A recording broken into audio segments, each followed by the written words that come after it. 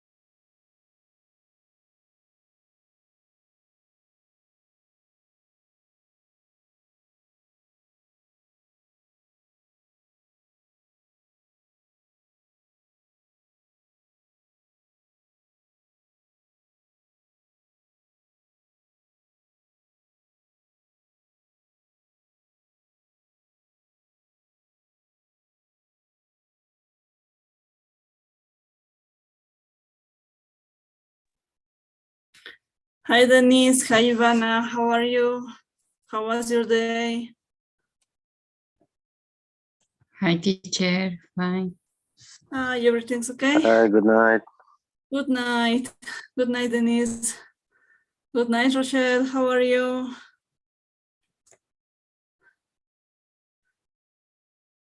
Okay. Tonight I have another meeting for my my week's on school, so I'm gonna record it. Yeah, easier, and then I'm gonna check it. Yes. Well, guys, you decide when you want to start. It's 8 and 2. I think 1 minute more we can wait, okay?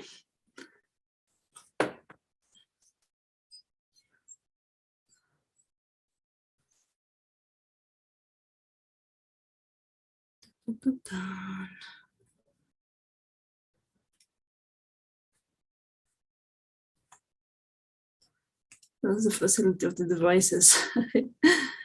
We can make lots of job at the same moment.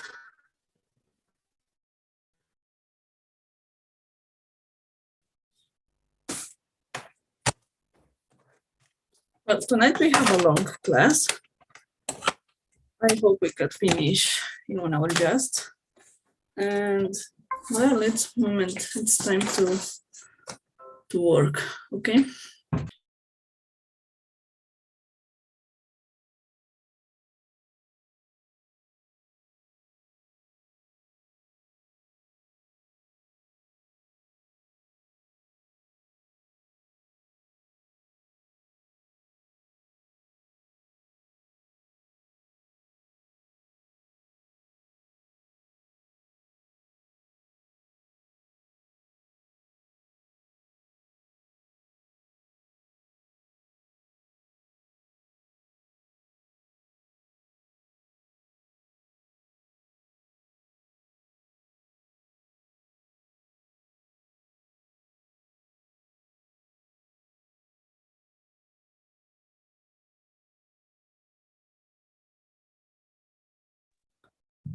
Okay, we are nine people at this moment.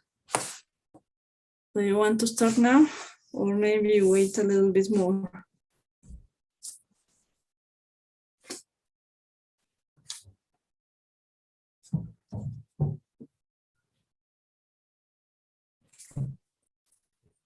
Buenas noches a todos. Hi. ¿Se me escucha? Yes, we can listen to. Hi.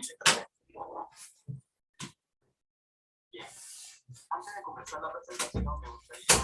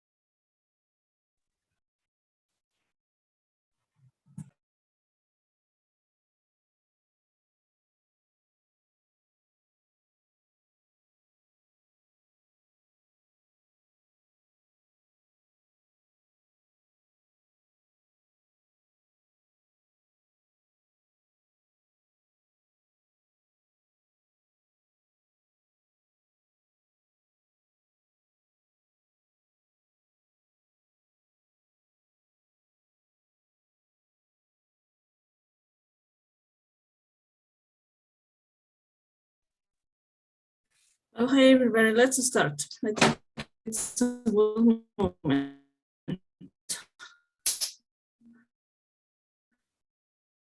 If somebody has a trouble with your devices, assistance your persons in the class.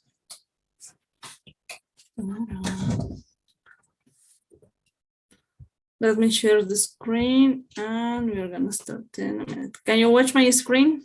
Please let me know. Yeah. Yep. Okay, I think we all can see my white screen in black letters, okay? Well, tonight we have lots of information to check, so let's go ahead. Today we are going to talk about the respiratory system, heart and circulation, of course the cardiovascular system, urinary system, and gastrointestinal system. or gastrointestinal tract.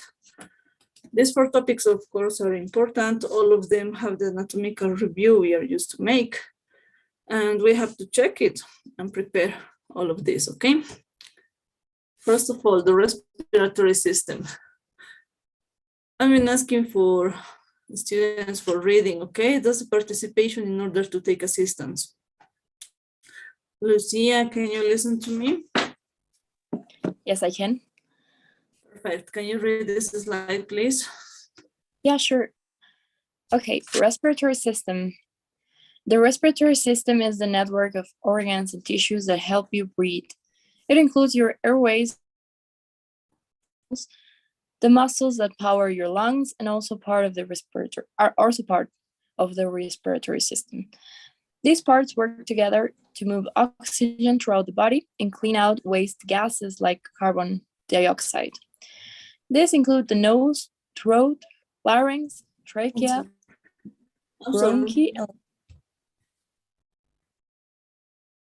Hi.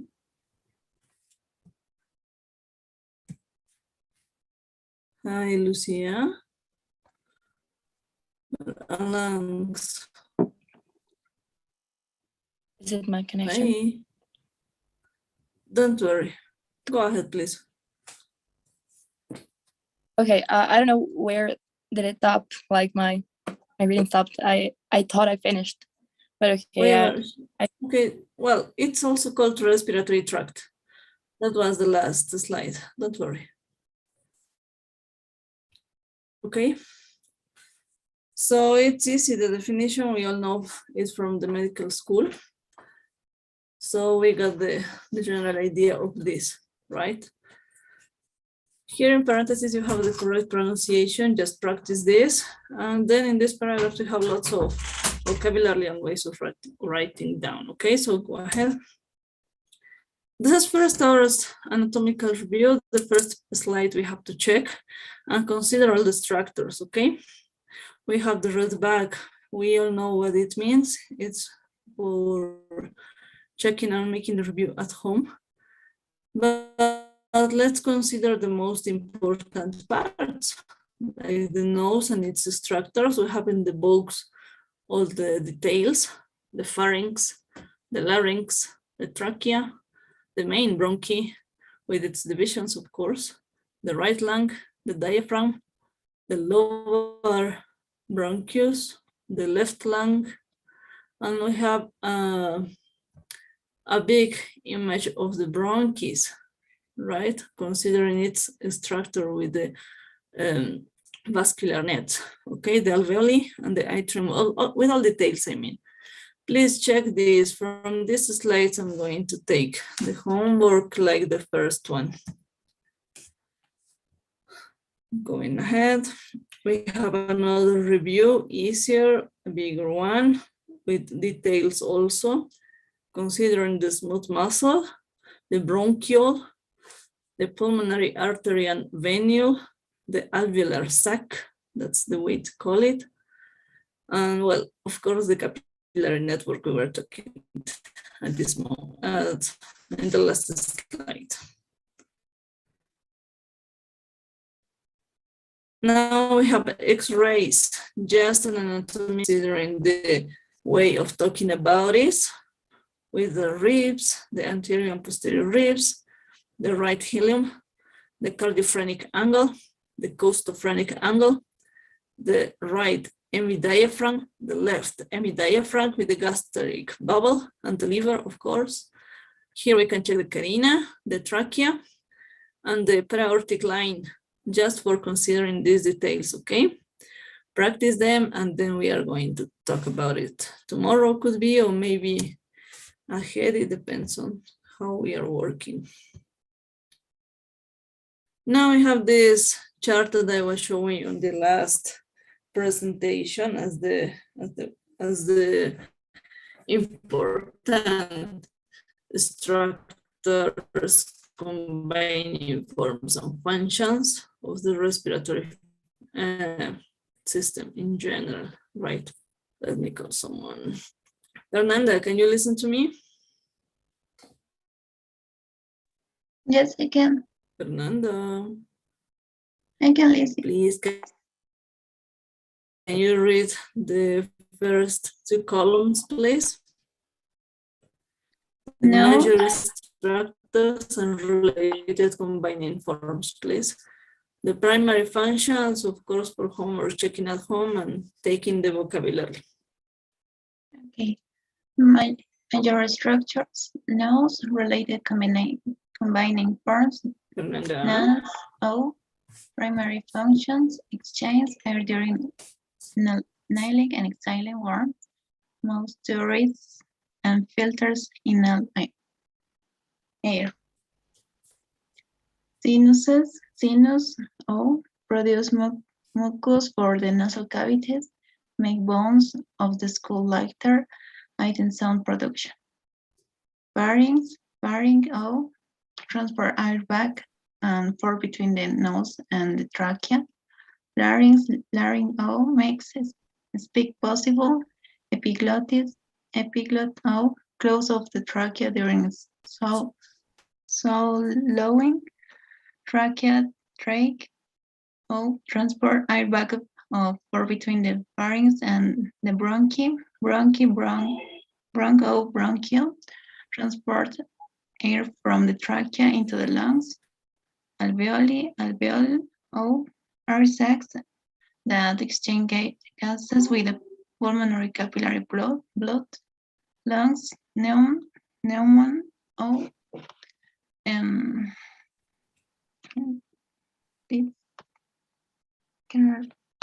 give me a sec.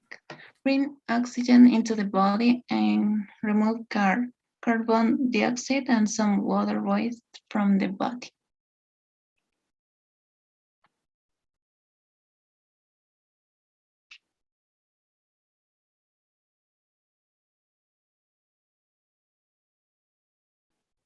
yeah.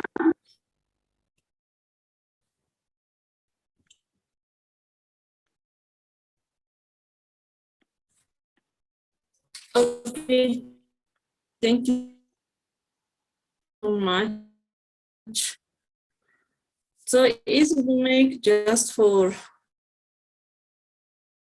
remembering, taking more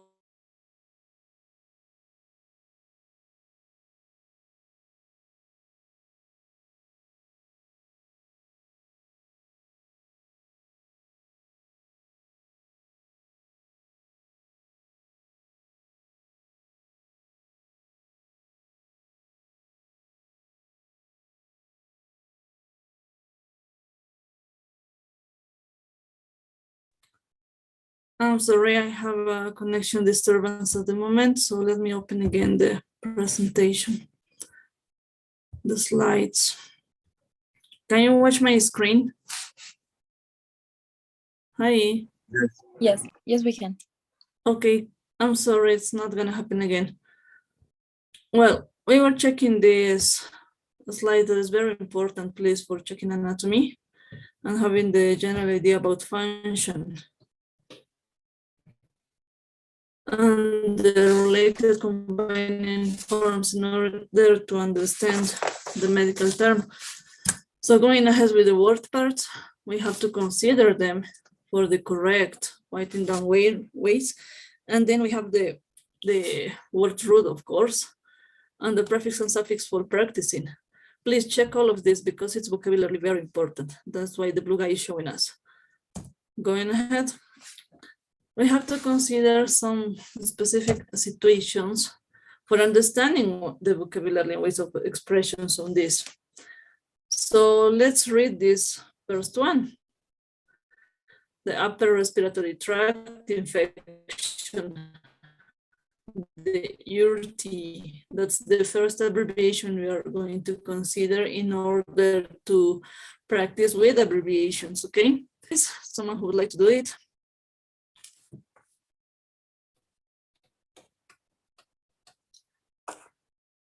Okay, if there's no volunteer, I'm gonna ask someone.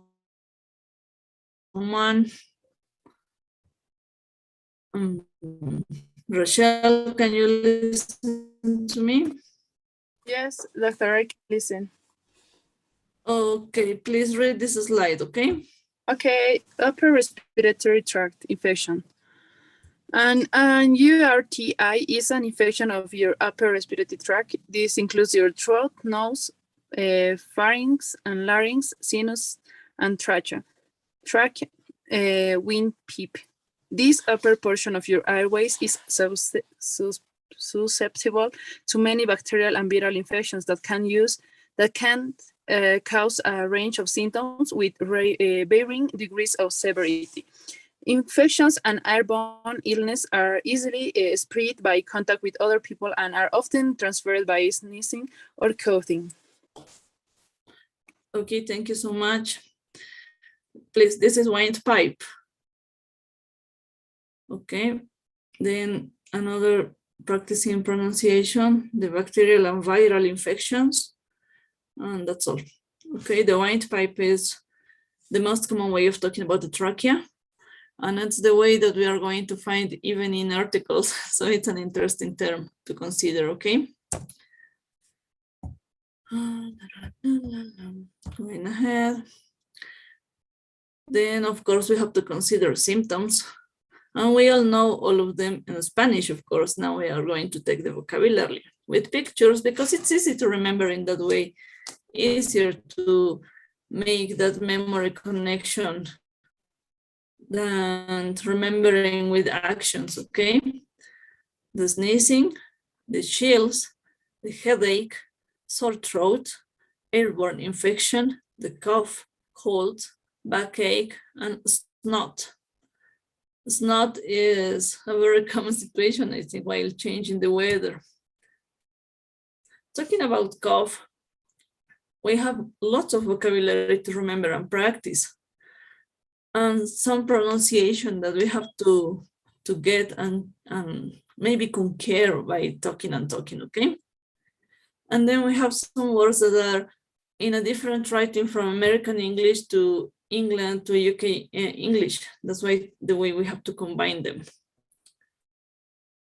Let me call someone. Dennis, can you listen to me? Yes, I'm here. Yes, thank you. Can you read this slide, please? Of course.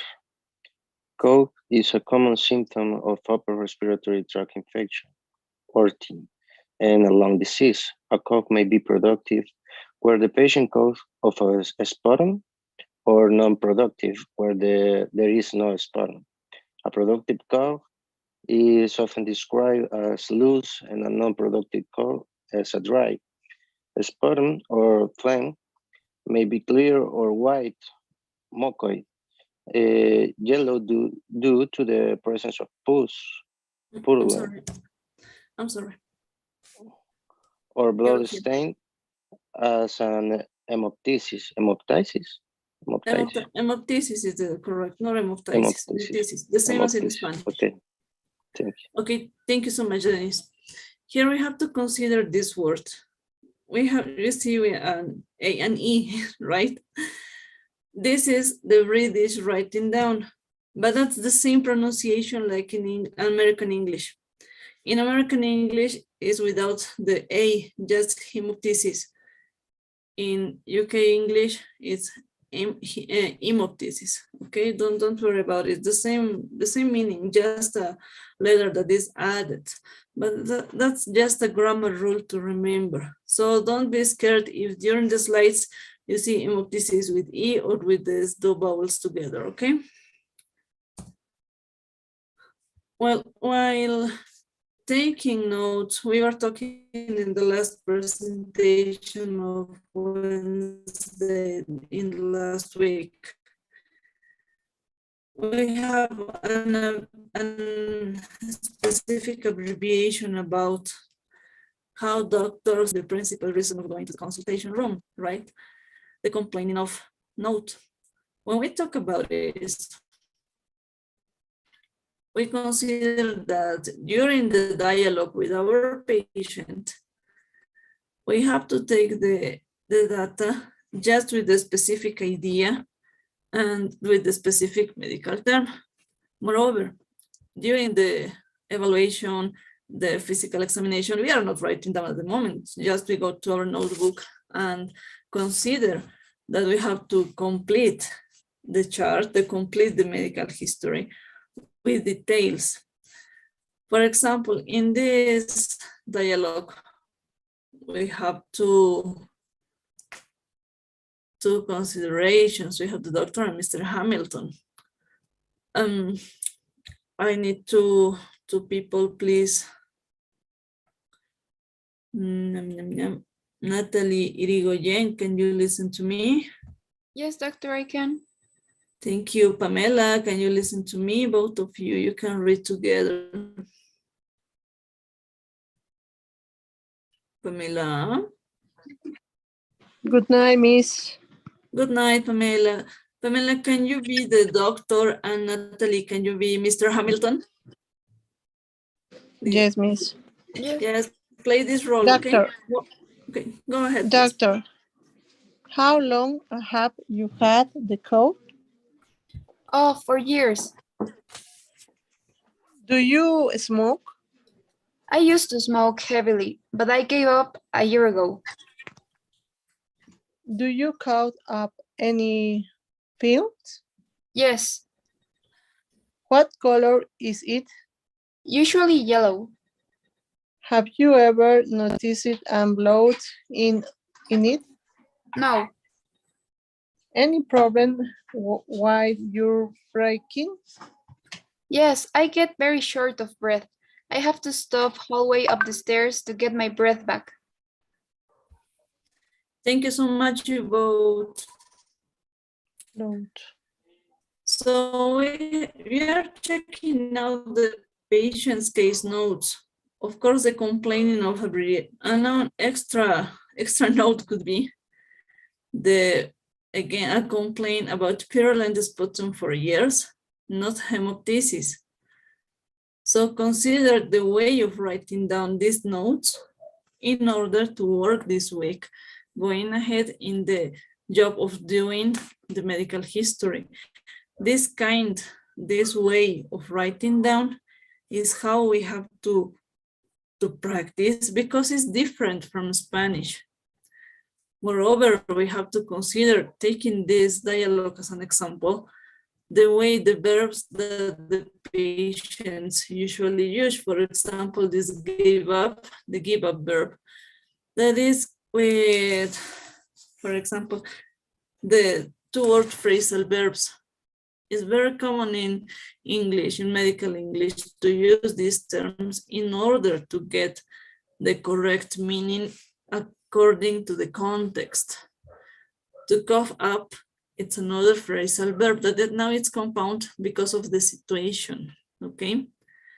Moreover, the noun phlegm, okay, we have the pronunciation phlegm, as the way it's in this, well, between these two slashes, okay, the phlegm. That's easy to make.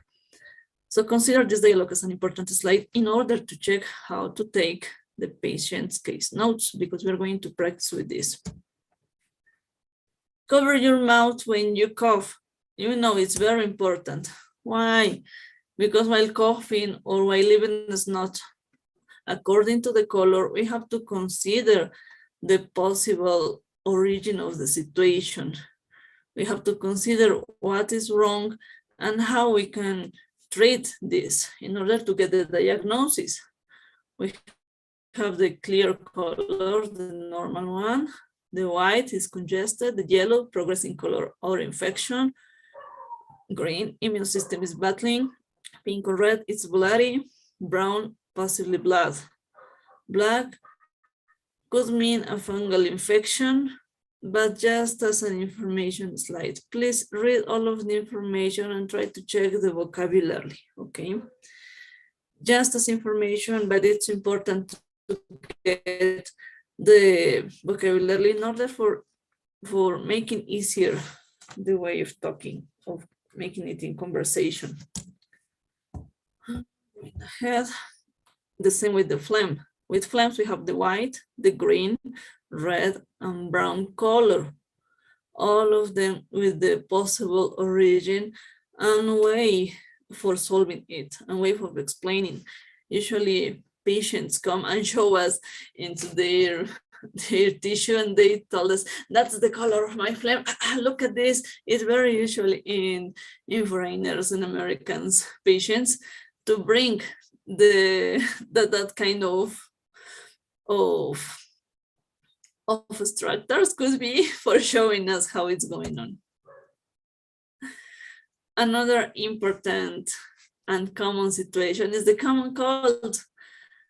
That one that we usually get, and that's not a way for making a great mess and something like that. Okay, Roger, can you listen to me? Roger. Okay. Ivana, can you listen to me? Okay. Hi, Roger, can you read this slide, please? I can't see the slide. You cannot see this. Okay, let me check. Okay, let me share again the screen. Maybe it's my slide, my device. Okay, I sent it again. Can you watch it now? Yes, I can. Okay, thank you so much. Okay, the common cold. The common cold is an infection that affects your entire upper respiratory system. A virus attached to the lining of your nose or throat and triggers an immune response. This immune response results in congestion in the local area and leaves your body feeling generally run down as you try to fight it. Most colds are caused by the rhinovirus, but other culprits include influenza, parainfluenza, and coronavirus. Thank you so much. So you can see in blackened words, in blackened letters, we have the vocabulary to check it and to practice, okay? And again, compound verbs, phrasal verbs to practice and check it again. Well, here we have with the definition. Let's go ahead. Well, of course, the symptoms of the common cold, the blocked nose, sneezing, the sore throat, dripping mucus from your nose, stuffy feeling, fatigue. Okay, easy to make. And we have the at-home cold remedies, very common ways to use at home without going to visit or to make an appointment with the doctor, okay? Descongestants, antihistamines, salt water, NSAIDs, plenty of fluids, vapor rub, lots of rest, zinc lozenges, echinacea, and warm bath. As a way of catching vocabulary, as I was telling you with pictures, easy to take it and practice. Going ahead.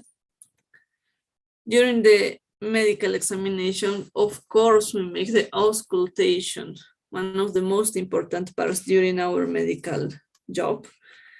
And one of the most important ways of catching the correct diagnosis. The auscultation is listening to the sounds of the body during a physical examination, of course. Auscultation is a method used to listen to the sounds of the body during the physical examination by using the stethoscope. A patient's lungs, heart, and intestines are the most common organs heard during auscultation. Well, we all know about this definition. Going ahead. Now, Mr. Hamilton was admitted to the hospital. He's in care by his doctor, and the doctor is giving him an instruction, a way of doing something in order to make the correct evaluation. The doctor says the verb we use is take a deep breath in and out through your mouth. Good, now I'll say 99, okay? To take the breaths in and out, it's a very important expression that we have to use, okay? And during the medical notes, we have OE, on examination, the part of the body, chest, and now the description, just going to the point without making a full explanation of the situation. Early inspiratory crackles, both lungs bases plus expiratory whiz, okay? This way of describing the findings, it's the correct way of doing this. So don't worry about it. With practice, we can check it without any trouble. About the sounds we can hear during auscultation, the lungs. Well, we have this. Listening to the chest with the stethoscope may reveal the presence of sounds, apart the normal breath sounds. There are two main kinds of added sounds. The crackles, which sound like hairs being rubbed together and suggest the presence of fluid in the lungs, or whizzes, which are more musical sounds like whistling and indicate narrowing of the airways. The sound of an asthma patient's breathing is also called wheeze. These links, these website directions, I decided to send in the slides because we can go to the YouTube and listen the sound in order to catch the idea. Moreover, we have the pleural friction rub. The sound heard when the pleural surfaces are inflamed and is a pleurisy, is called pleural rub. Moreover, we have the vocal resonance. When the doctor asked Mr. Hamilton to say 99, he was evaluating the vocal resonance. We all know this, which may be increased as in pneumonia or decreased as in pneumothorax. Going ahead. In this slide, we have the breath sounds, just as an information, but we have to check the vocabulary into the whole chart. We have the vesicular sound, bronchovesicular sound, the bronchial sound, the tracheal sound. Considering these differences and checking the vocabulary during the explanation, we could get the way of expression maybe while describing. This slide is just for the lightened words, because this is the description, the clinical description. Of course, we can read this in order to catch the vocabulary just for information. Don't worry about it. We consider the stridor, the rhonchi, pleural friction rub, crackles, squawks, and wheezes. Just for information, not for taking it for test or anything, just for showing you the way of describing maybe and the anatomical structure that could be evolved during this pathological sound.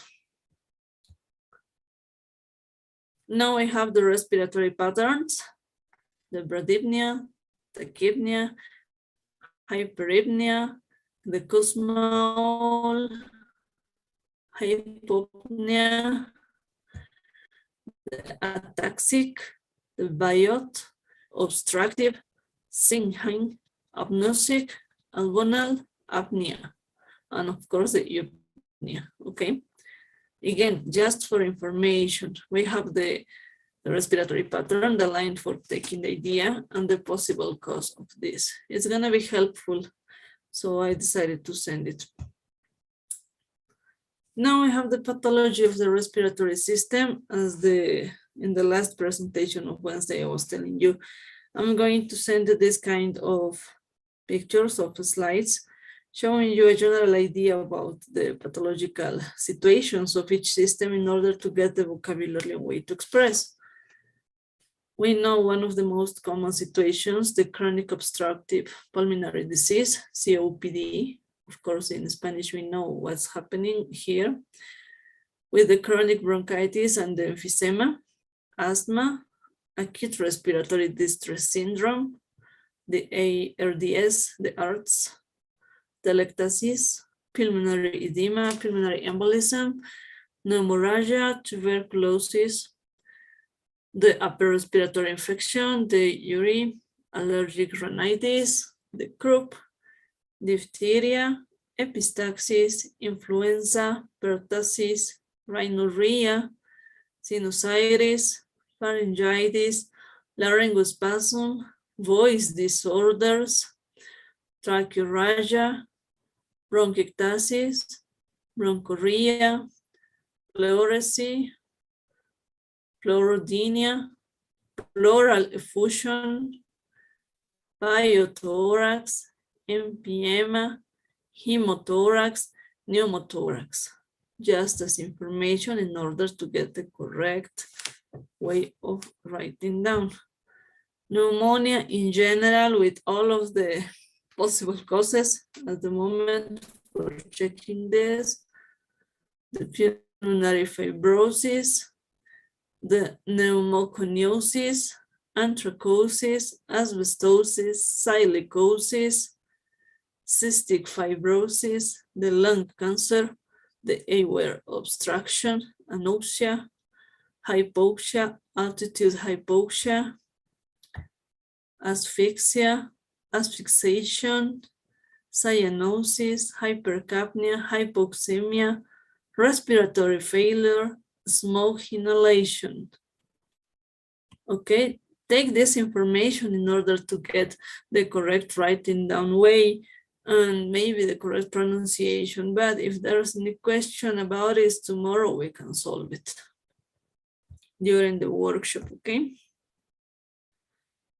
Well, here we have a picture showing us some situations that once we were talking about. So consider this for information. One more, the emphysema. And this chart is new for us. We have more abbreviations, more ways to write down and use our time in a better way. For example, we have the acute respiratory distress syndrome, the ARDS. And here we have in the opposite way of writing down, ARDS, acute respiratory distress syndrome. Both columns are the same, just combining the complete writing down way and the abbreviation. Please check how to use these abbreviations, and during our practice in this week about the way of writing down the first part of the medical history, we are going to use these abbreviations.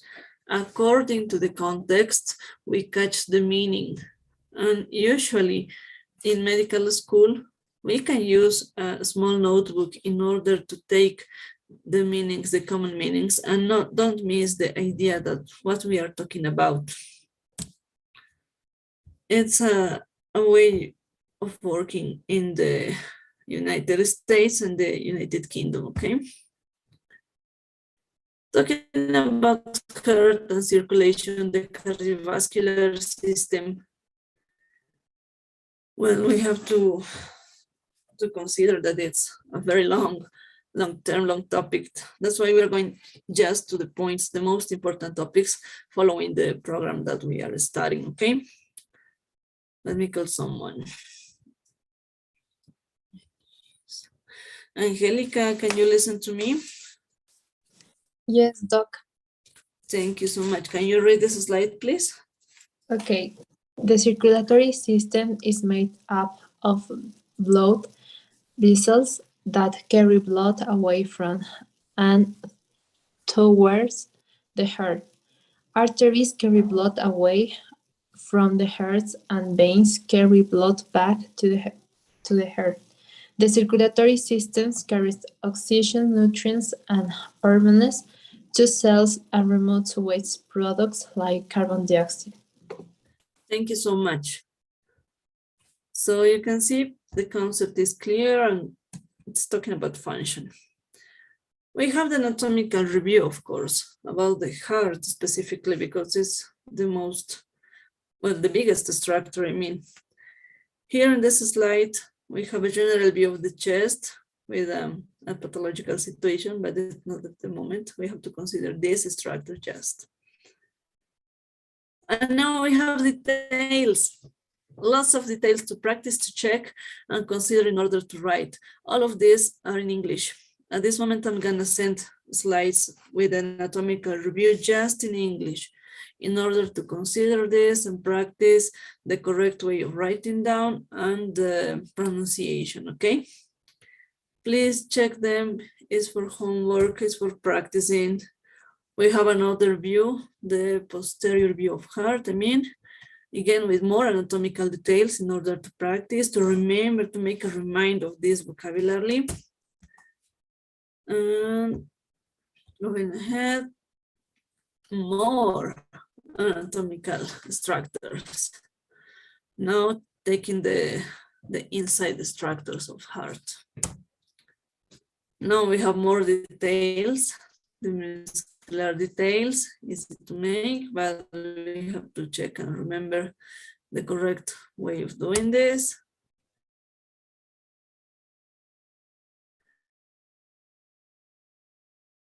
We have the valves, the most important structures in my opinion, I think. Now I have this, the way the blood flow through the heart, how it's going, or the direction that the blood is taking in order to get oxygen and leaving the CO2, okay? Just as an information way of showing you this slide is for taking more vocabulary. Please read this information, because vocabulary is the most important part of the course, And now a general view of the circulation, systemic and pulmonary blood circulation, in order to consider this, for taking the directions of the blood, of course, we all know about this, and a general view of the arteries and veins through the body. General view for checking again homework. I'm sorry, I know it's a lot for reading and maybe memorizing some details. Not all the structures, I understand this, but as much as you can is the best way of doing. We have details, all of them in English, as I was telling you. Please read this, because I'm going to use these diagrams, these anatomical reviews for sending homework. Going ahead. More details, take them in count. More details, I'm sorry, I know it's a lot. You can check, some of them are almost the same, like this slide, this and this, but the way for making them similar is in order to check and combine, because one is more complete and the other is just going to the point. And now we have the overview of structures, combining forms and functions. Luis, can you listen to me? Yes, teacher. Yes, can you read the first column, please? Major structures and related combining forms, just. Yeah, primary functions, no. No, primary functions, no, just check them. It's because of the time. Okay, we have limited time Heart, for working. cardio, blood vessels, angio, vaso, or basal, arteries, arterial, capillaries, capillo, veins, flevo, veno, blood, hemato. Thank you so much. So you can see easy, just the primary function. Check this. We all know the meaning because of the med school. We all know the primary function. Just practice, check the vocabulary and that is here in the primary function column, and then we can talk about it. The word part, again, the key of writing down, the key of checking the prefixes and suffixes and way to construct the correct medical term. And now we have one of the most important symptoms that is described with from our patients, the shortness of breath. Okay, the shortness of breath is the dyspnea or the breathlessness.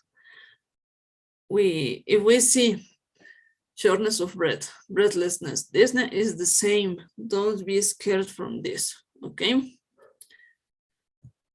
Let me call someone. Ivana, can you listen to me? Yes.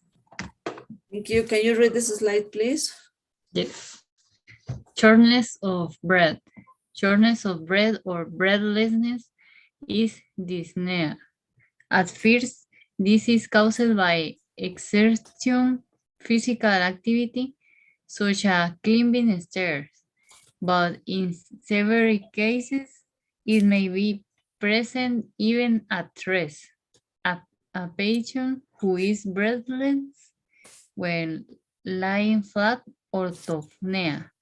For example, in bed, we and to sleep rising up on two or more file. The abbreviation SOBE stands for shortness of breath on exercise or on exertion or on effort. Patient says, I get terrible short of breath climbing stairs.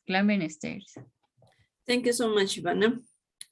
So you can see the shortness of breath, the definition we all know. But, well, considering the shortness of breath on exercise, on exertion, or on effort, it's a very important way for making diagnosis, one of the most important symptoms, as I was telling you. Moreover, we have to consider as a definition the heart rhythm. The normal resting heart rate is 65 to 75 beats per minute. We have the abbreviation BPM. In athletes, it may be as low as 40 beats per minute. In extreme athletic activity, the heart rate can go as high as 200 beats per minute. Slash mean it's another way of making the abbreviation, and that's correct. The heart rhythm may be regular or irregular. Considering these abbreviations that we are talking now, we are going to start writing down. So here we have some pictures with information for taking dialogue. It's not important at the moment, just for making a reminder of the description of the normal heart sounds and the abnormal heart sounds. It is the same, the description of normal and abnormal sounds that we can auscultate. Okay, an irregular rhythm, the arrhythmia. There may be early beats which interrupt the regular rhythm, premature beats, or the rhythm may be vary with respiration, or it may be completely irregular, as in fibrillation. When patients are aware of irregularity, they describe the symptom as palpitations. The same as in Spanish. They said, I feel palpitations, I cannot breathe, I feel breathlessness. And we know the meaning, we have to run up because it's a very dangerous situation. Here we have some pictures for taking information, for taking vocabulary. Please check them. And then with that, from all of the vocabulary we're finding, we're going to work this week, okay? So considering the blackened words for the ways of talking. Now we have a clinical case. Well, we know it's very important to start reading these presentations, these ways of working. And well, Natalie Aramayo, can you listen to me? Yes, miss. Thank you. Can you read this slide, please? Okay. A 22-year-old student was admitted to the hospital with a long story of heart problems. He had been increasingly tired, with shortness of breath on exertion, orthopnea, and palpitation. A mitral valve replacement had been carried out 3 years previously, and this has stabilized the symptoms of heart failure, but was followed by episodes, attacks of atrial fibrillation, which had been particularly severe for the 6 months before admission. Thank you so much. So you can see a very common case in a young student. That's why it's very important to consider the clinical history and taking decisions about this. About the heart disease, this infographic chart is showing us the common symptoms. Again, with pictures, easy to understand them. Again, the shortness of breath, the chest pain, nausea or vomiting. We have the heart attack. We have anxiety, sweating, dizziness. Okay. Let's consider the symptoms for practicing vocabulary and pronunciation. Talking about heart failure, well, the definition is this. Heart failure occurs when the heart is unable to maintain sufficient cardiac output, the amount of blood pumped by the heart each minute, for the body's needs. It may involve the left side or the heart, the right side, or both. We all know this definition, and we have the picture for helping us to understand the meaning, right? The left heart failure, the main symptoms is breathlessness. We have to consider this. The left side heart failure is, well, we know all the situation. And in this slide with pictures, we have the physiopathology ways of producing these problems, I mean. And then we have the vocabulary to check just as information, okay? In order for taking more vocabulary and then understanding the way of talking and expressions that the pictures are using for showing us the definitions and the way of talking.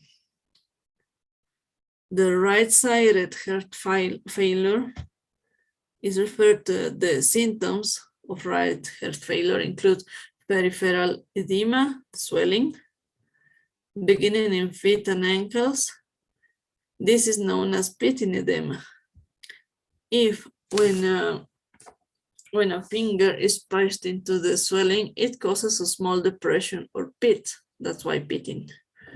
So consider we have again the physiopathology process and with the pictures, and we had lots of vocabulary to check and practice. So please read this, take this information in order to improve, to increase the vocabulary, okay?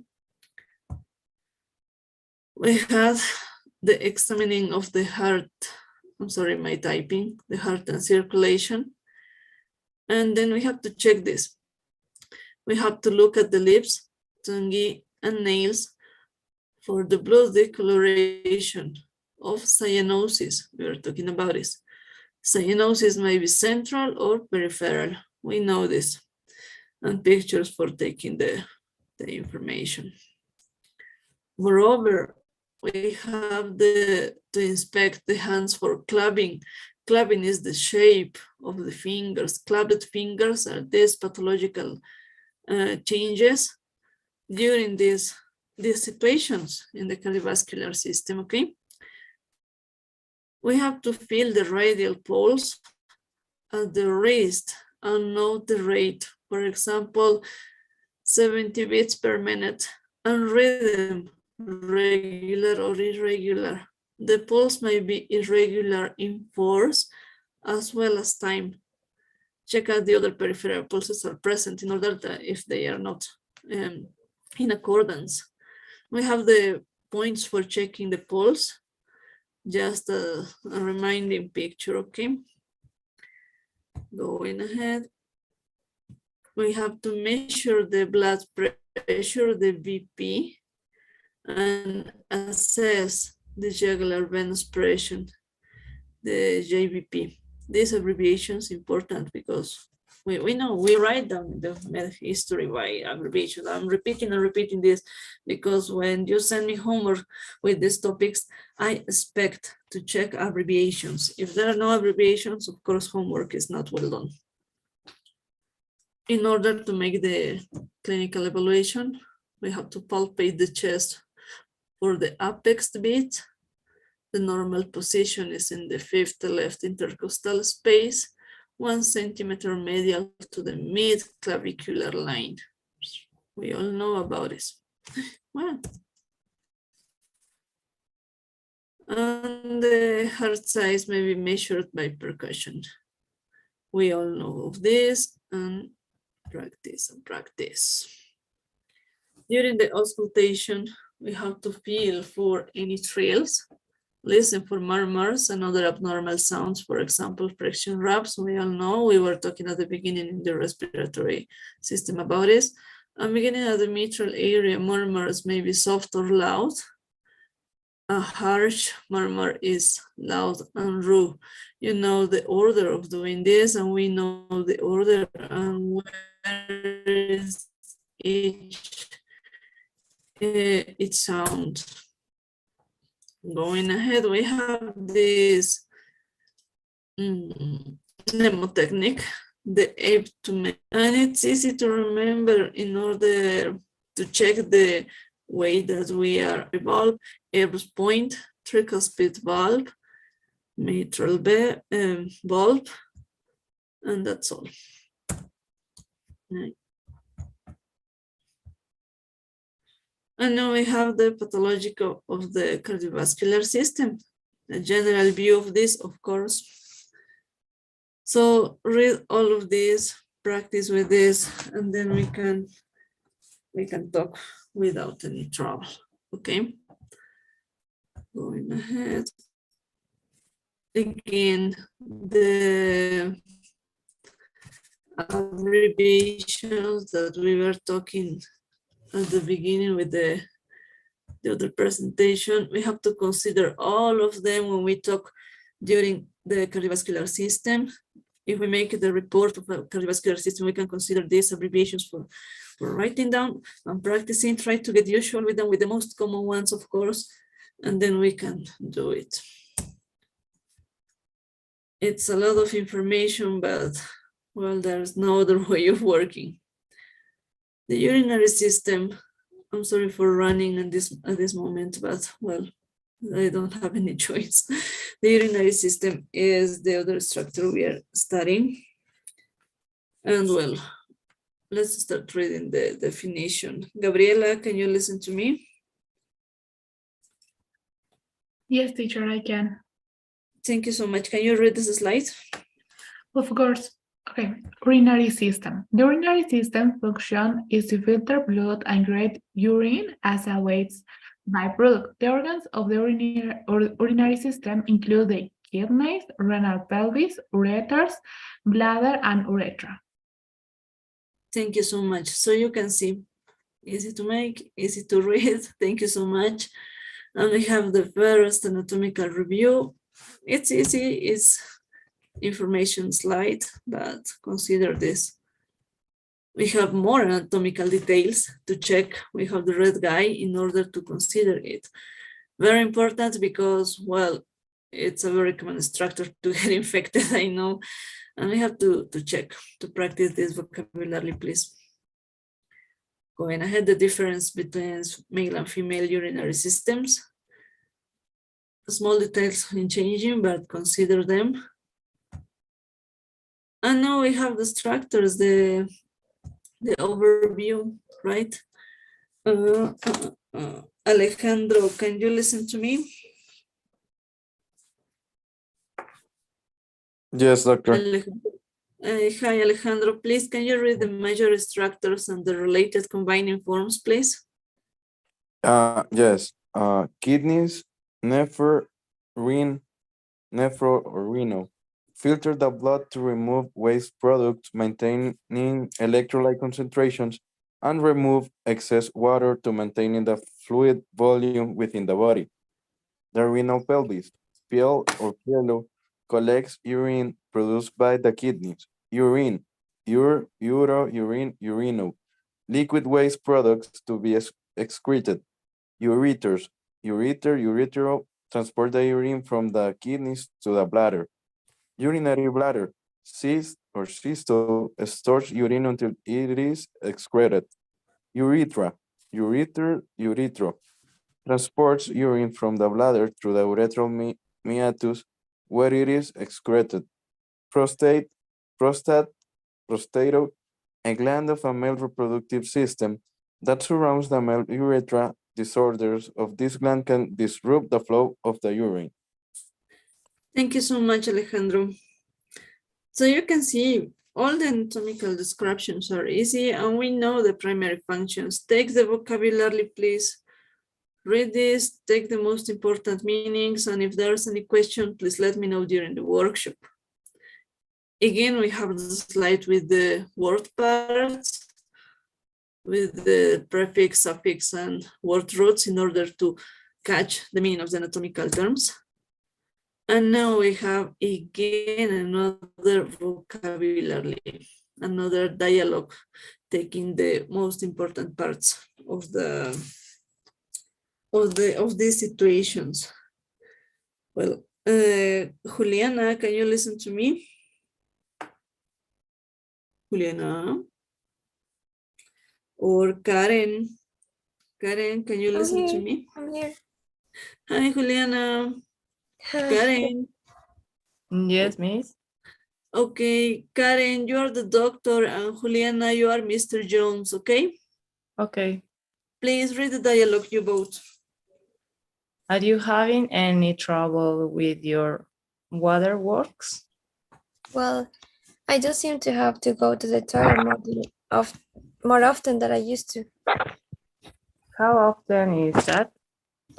It depends, but sometimes it's every hour or even more often. What about at night? Do you have to get up at night? Yes, nearly always 2 or 3 times. Okay, one moment, please. Do you get any burning or pain when you pass water? Not usually. Do you have any trouble getting started? No. Is the stream normal? I mean, is there still a good strong flow? Perhaps not quite so good as it used to be. Do you ever lose control of your bladder? Any leaking or dribbling? Well, perhaps a little dribbling from time to time. Have you ever passed blood in urine? Nope, never. Thank you. Thank you so much, you both. So you can see here we have some symptoms that we had in the list I sent in the first presentation, right? I mean, in the Wednesday presentation. So these symptoms are important. And these expressions about lose control of, for example, or pass blood, maybe. Well, go to the toilet is the same as in Spanish, but we have to consider that it's a very common way of asking for. And sometimes it could be considered offensive depending on the culture. Because toilets are not a usual part of house in many countries, but we have to make the question getting adapted into the social situation we are working on. Another expressions, for example, another phrasal verb, to get up at night. We know the get up is to wake up and go to the bath. And consider this. Moreover, ways to explain or to ask them about the situation is the burning or pain. We have to consider this way of sensations, this how the patient could feel the problem, and then we used to ask for the characteristics. It's very important. About the stream, we have to consider and considering this situation, we have to go ahead and take the possible diagnosis. The leaking or dribbling, of course, is a very important symptom to practice and then to go ahead to take in consideration the problem. Please study that vocabulary. Talking about the common symptoms, in the urinary system. We have to check the description that the patient is telling us and the way of understanding this. For example, talking about frequent passing urine, the dysuria, burning or scalding pain in the urethra when passing urine, the nocturia, the urination at night, of course, the urgency needs to pass urine, hesitancy, difficulty starting to pass urine, urinary incontinence, involuntary passing of urine, hematuria, macroscopic blood in the urine. We all know these situations. We all checked these situations during the med school with our patients. And that's why it's important to check the meaning and to understand how patients could describe the problem. About urinary tract infections, the UTI common symptoms, we have the muddy urine, blood in the urine, frequent urination, abdominal pain, bad smell of urine, fever, feeling unwell, burning when urinating.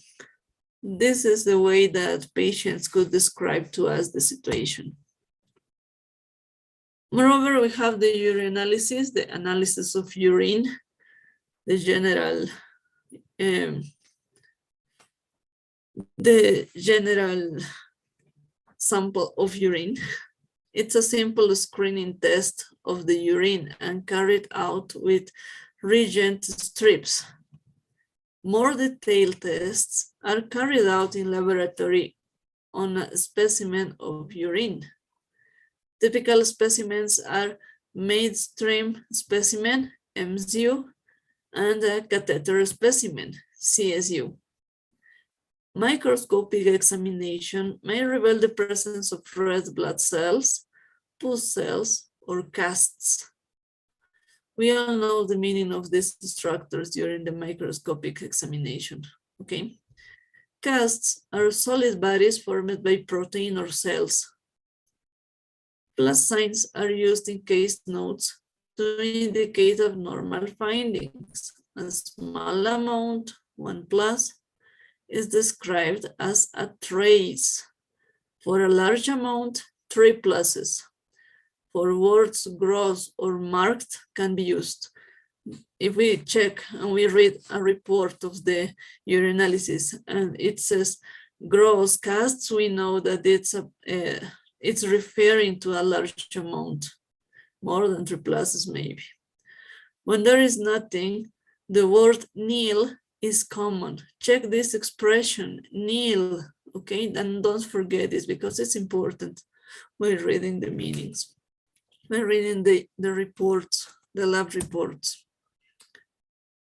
Again, urinary tract infection, well, we have to consider the part of the infection.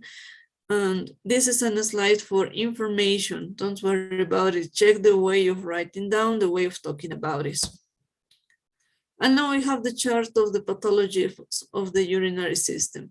Again, for information, but taking into account the way of writing down any situation, I mean, okay?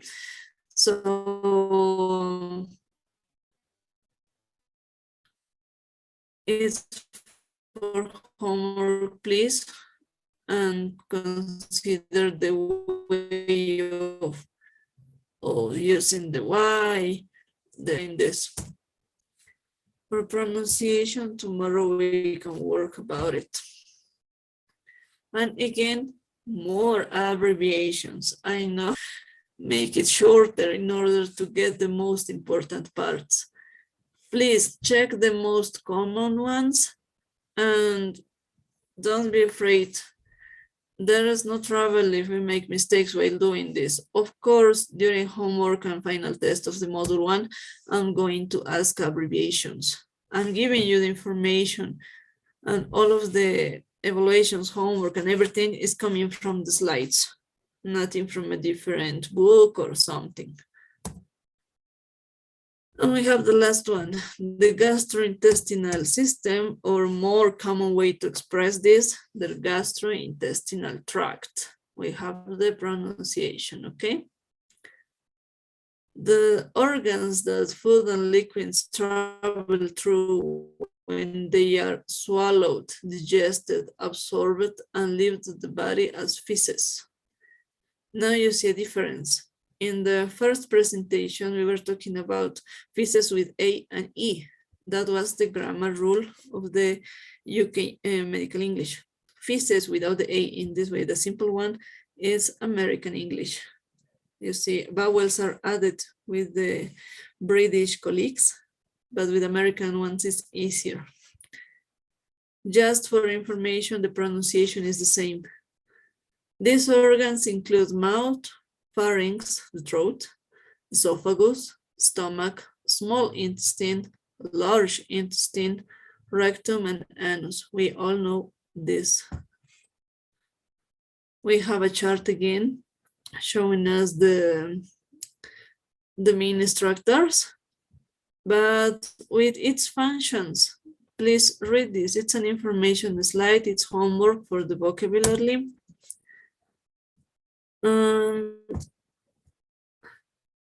Of course, we have the mouth and its anatomical review to consider. I know it's not a common picture to watch and practice, but it's important. The gum, the gingiva is well, we know the structure, but don't forget this, the hard palate, the soft palate, the sublingual surface of the tongue, the lingual frenum, the lower lip, the labial frenum, well, we know, the uvula, the palatine tonsil, the dorsum of the tongue, okay? Moreover, we have the stomach and its structures, anatomical review, of course, with considering these inside structures, inside details, the body, the rugae, the pyloric sphincter, the antrum, the pylorus, the duodenum and small intestine, the lower esophageal sphincter, the esophagus, well, we know. We have the liver, the pancreas, and all of its connections, the gallbladder, the common bile duct, the common hepatic duct. Please practice this and check. And we have the abdominal divisions, the 9 regions and 4 quadrants for considering the names and ways of showing this.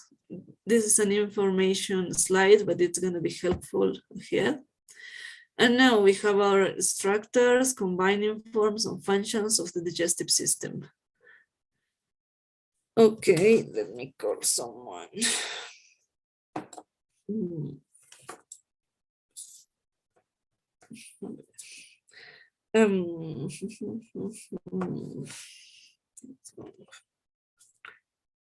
Juliana, can you listen to me? Yes. Thank you. Can you read this slide, please? Just the major structures and related combining forms, okay? Okay. Mouth or stomach, pharynx, esophagus, stomach, gastro, small intestine, enter, large intestine, colon, rectum or anus, and proctor or rectum, liver, hepat, gallbladder, cholecyst, pancreas. Thank you so much. So the primary functions, please read at home, check the meaning, check the vocabulary. We all know in Spanish all of this, but it's important to practice, okay? To check again and do it. Again, talking about the word parts for acquire more vocabulary and making the correct way of writing down. Don't forget that that's very important while writing down the grammar ways of doing this. We have the examination of the abdomen as a topic view of this moment. Note if the abdomen is distended by fluid or gas. About the auscultation, listen for vowel sounds, the vowel movements, okay? We were talking about this in the first presentation. We have to make the percussion. The presence of fluid can be confirmed by demonstrating shifting dullness, the percuss, or tap, first with the patient lying supine, flat on their back, then ask the patient to lie on one side and percuss again. If fluid is present, the dull note heard on percussion moves. So that is the way of the description. We all know of this. About palpation, palpate each region, feeling of tenderness, pain when touched or masses, palpable, enlargement of tissue. We know when we have a mass, we know this the enlargement of the tissue, okay? Not also any wording or rigidity shown by contraction of the abdominal muscles. We all know of this. Check the vocabulary in blackened words. Wording may be due to a tenderness or anxiety and can be reduced if patient is persuaded to relax. Rigidity, however, is constant and is due to peritoneal irritation. Rebound tenderness is pain when the palpating hand is suddenly removed. It's a sign of peritonitis. So considering these definitions in order to get the correct expression and vocabulary, okay? Talking about feces, and now you see the differences in writing. We have to check the way that we are talking. There are several words of the feces, of ways of asking for this and expressions to describe them. Doctors sometimes say there was blood in the stools. Stools is the synonym of feces. We were talking about it.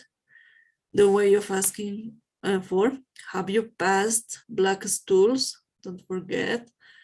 Patient sometimes says, my emotions have been very loose lately.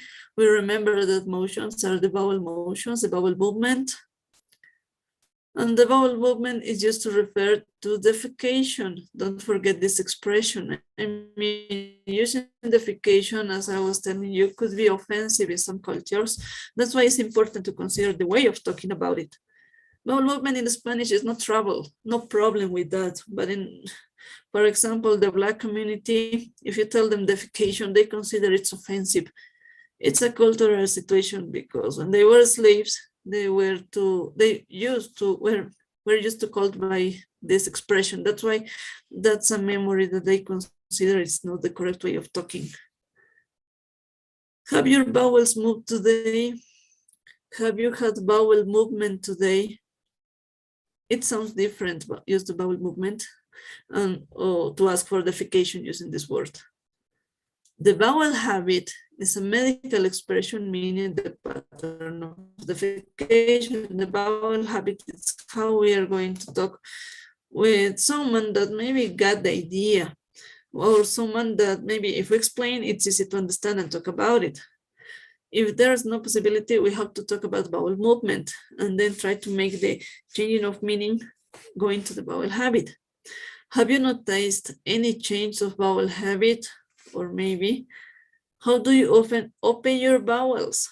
It's an expression not very common to use, but it's an expression easily to understand for patients. Or another way, are you going to the toilets more often than normal? It's a better way to do it.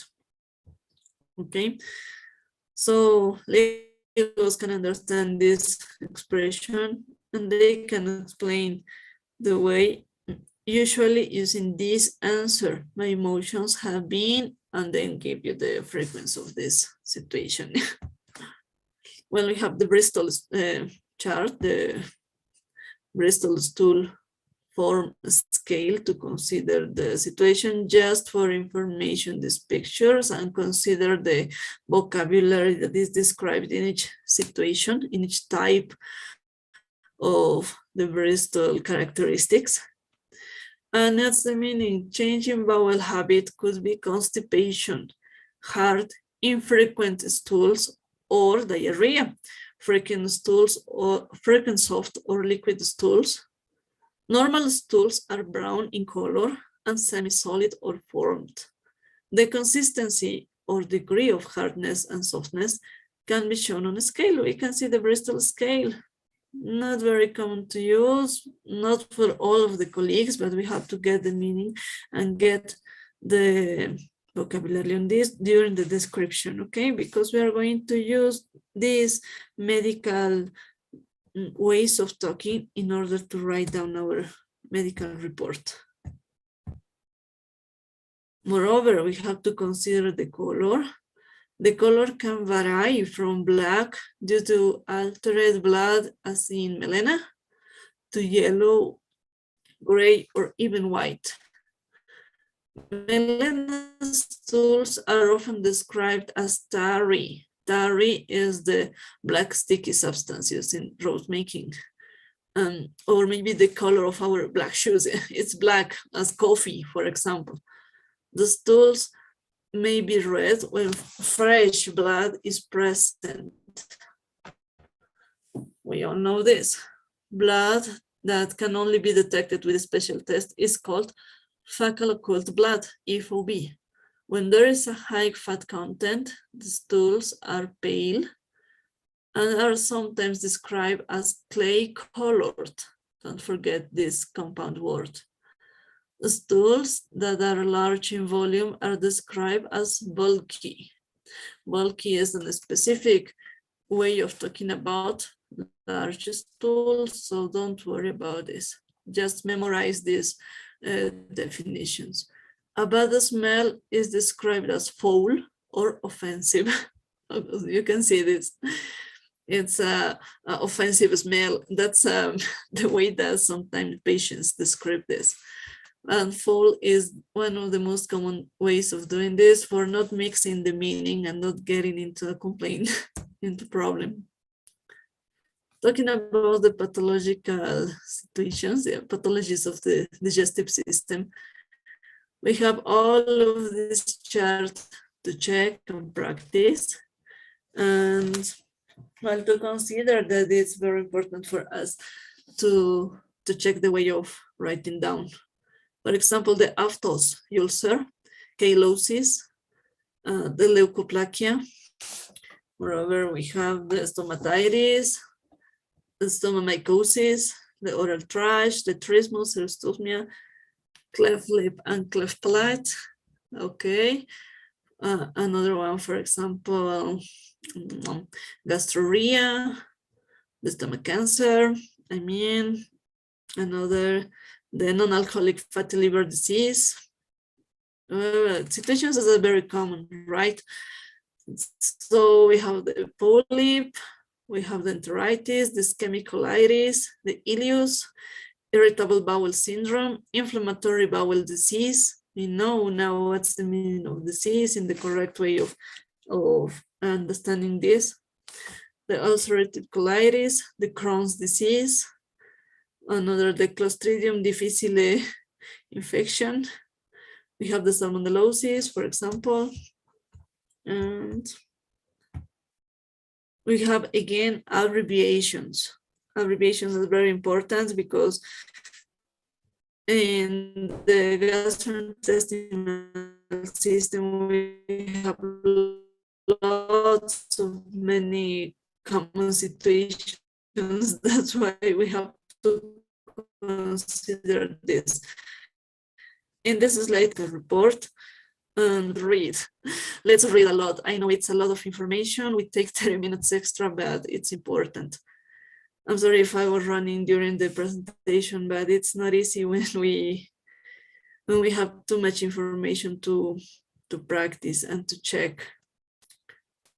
Now I'm sending the diary pool. Please, we are at this moment. Let me see.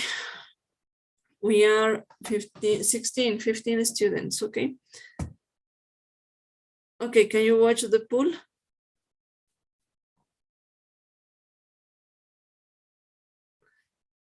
Okay, fill the pool, please, in order to take assistance, and give me a few minutes to send you the presentation to the WhatsApp group. And please check all of the information, and any question you have, please, tomorrow we can solve all the doubts, okay? Don't worry about your questions. All of them are important, are for improving and practicing, of course. And as we are working, if you don't ask me, I'm going to ask you, yeah. And then don't worry about the new vocabulary. If there's any question in pronunciation or maybe catching the meaning, please let me know. Don't worry about it. That's the function I have at this moment. Okay, I need one student more. Yeah. The ones who made the poll can leave the session. That's okay for me. And tomorrow we can work in the workshop. Okay, and well, any question, you know, my WhatsApp is available for answer it. About the homework, to my WhatsApp during the deadline and the time that I sent, and that's okay. The key answer, I'm going to send it to the ones that send me the homework. I mean, no, I'm not going to upload it into the WhatsApp group because there are some students that I don't know the reason that didn't send me the homework. But if you didn't send me the homework, you are not going to receive the key answer. I'm going to send it to the ones who did it. Okay, so if you send me the file, that's okay for me. There's no trouble. And well, I think that's all. Have a nice night. Go and relax and read a lot. We have lots of information to check. So see you tomorrow, everybody. Goodbye. Goodbye, Dad. Bye-bye. Bye-bye. Goodbye, Miss. Goodbye. Well, at this moment, there are 14 students that sent the poll. I'm going to talk about it with the academic and superior because they don't understand. They have to fill the diary pool in order to take assistance. So there's no trouble for me. The problem is for them. I don't know, maybe it was Karen the one who did it because she usually doesn't fill it. So let me finish the presentation. Let me finish the poll. And that's all. Bye-bye.